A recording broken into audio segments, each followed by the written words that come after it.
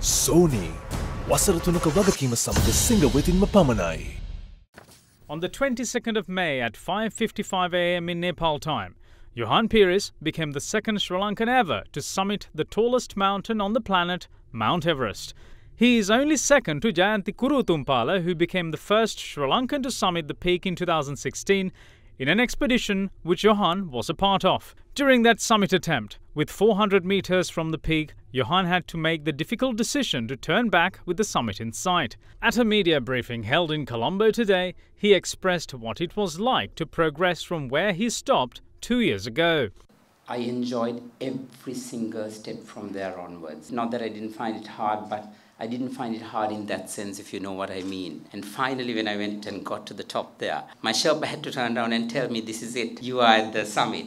Johann also gave a mountaineer's insight into how the journey to the top of the world unfolded. Actually, the whole climb happens in stages. It's a 2-month journey. I left Sri Lanka on the 4th. We actually started our climb from Lukla to base camp on the 7th of April. It's about a 2-week to 14 days because we have to climb another mountain on the way as well as part of the training. The balance 6 weeks, almost 5.5 to 6 weeks, it's actually challenging the main mountain itself. Yeah, there are 4 camps. It's not just a linear journey up the mountain. It's a process where you go up and come down because you acclimatize your body in the process. We were actually due to go on the 23rd, but at the last minute they changed it. They thought that there was a storm that was coming on the 23rd later on in the afternoon, but they didn't want to take a chance.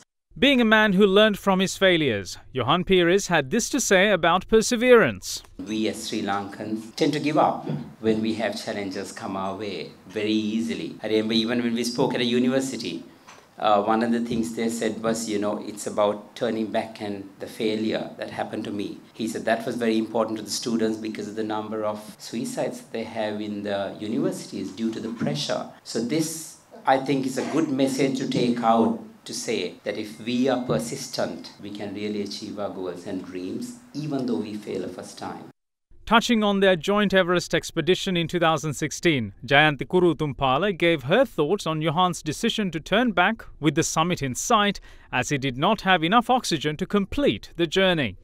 He is my hero because he turned back at that point. And I know, I understand this because I know how many people don't turn back.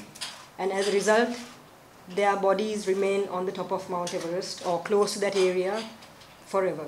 And that's why there are about 200 dead bodies of people who don't turn back, who had too much ego and they continued, but never came back. And with Johann, he had the courage to turn back